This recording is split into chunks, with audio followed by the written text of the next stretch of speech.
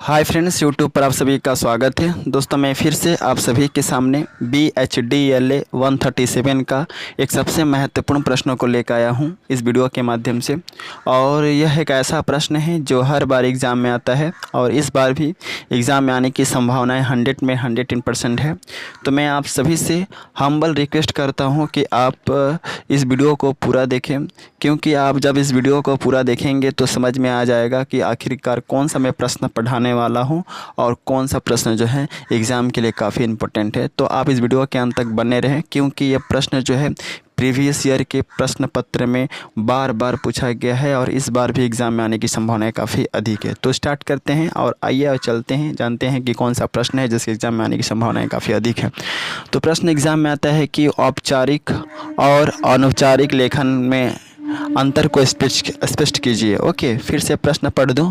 औपचारिक और अनौपचारिक लेखन में अंतर को स्पष्ट कर कीजिए। ओके, तो सबसे पहले आपको एक तरफ औपचारिक लेखन लिखना है और दूसरे तरफ क्या लिखना है, अनौपचारिक लेखन।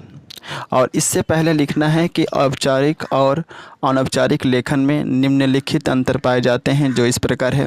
फिर इसके बाद आपको लिखना है औपचारिक लेखन को लेफ़्ट हैंड साइड में और राइट हैंड साइड में क्या लिखेंगे, अनौपचारिक लेखन। मैंने यहाँ पर ऐसा नहीं लिखा है, मैंने एक पॉइंट के अंतर्गत दोनों का अंतर ही बता दिया है, समझ गए ना। तो सबसे पहले हम पहला अंतर पढ़ेंगे। देखिए, औपचारिक लेखन वह लेखन होता है जो किसी व्यवसाय, किसी कार्यालय, किसी अधिकारी के लिए लिखा जाता है, जबकि अनौपचारिक लेखन वह होता है जिसमें कोई भी व्यक्ति अपने सगे संबंधित, अपने परिचित लोगों के संचार के लिए लिखता है। कहने का मतलब यह है कि औपचारिक लेखन वह लेखन होता है जो किसी व्यवसाय के लिए, किसी कार्यालय के लिए, किसी अधिकारी के लिए लिखा जाता है, जबकि अनौपचारिक लेखन जो होता है उसमें व्यक्ति अपने किसी सगे संबंधित, किसी अपने रिलेटिव्स या किसी अपने परिचित लोगों के लिए लिखता है। ओके, इसके बाद दूसरा अंतर है, किसी भी औपचारिक लेखन में एक निश्चित उद्देश्य होता है, जबकि अनौपचारिक लेखन में कोई उद्देश्य का होना जो है ज़रूरी नहीं है, बल्कि हम अपने सगे संबंधित के बारे में जानने के लिए लिखते हैं। क्लियर? फिर से बोल दूँ, किसी भी औपचारिक लेखन में एक निश्चित उद्देश्य होता है, जबकि अनौपचारिक लेखन में कोई उद्देश्य नहीं होता है, बल्कि हम अपने सगे संबंधित के बारे में उनके समाचार जानने के लिए हम लिखते हैं।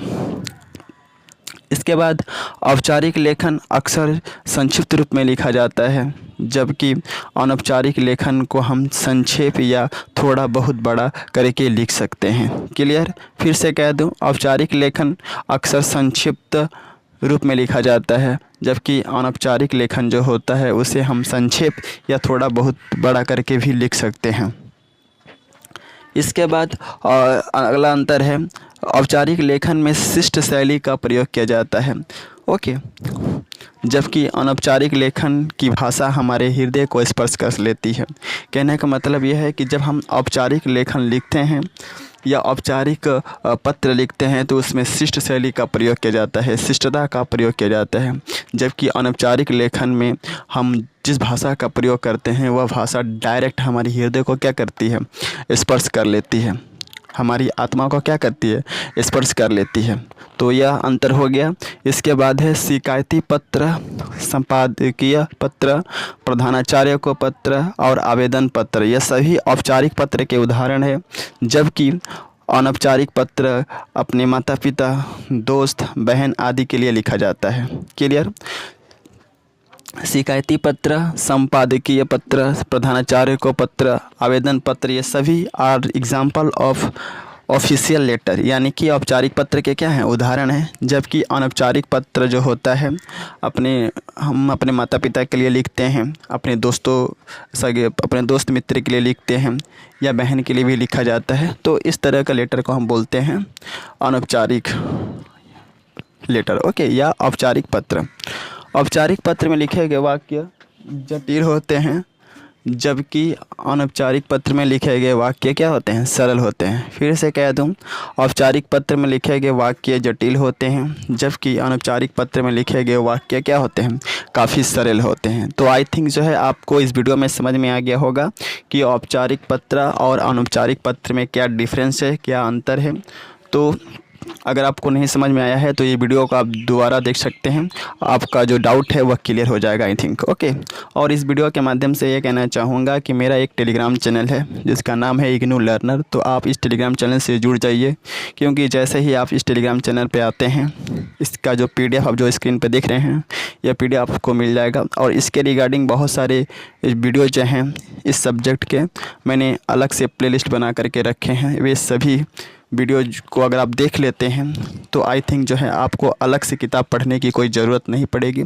आप वहाँ के सारे वीडियो को अच्छे से समझ लेते हैं, पढ़ लेते हैं, तो आप अच्छे स्कोर कर पाएंगे, मैं दावे के साथ कहता हूँ। ओके, क्योंकि वहाँ पर मैंने जितने भी प्रश्न दिए हैं, जितने भी वीडियो दिए हैं, वे सारे प्रश्न जो हैं प्रीवियस ईयर के जो 3-4 साल पहले जो एग्ज़ाम हुए थे इस सब्जेक्ट के, उसमें जो रिपीटेड क्वेश्चन है उसी को लेकर आए हैं। So best of luck for all of you for exam. जय हिंद, वंदे मातरम।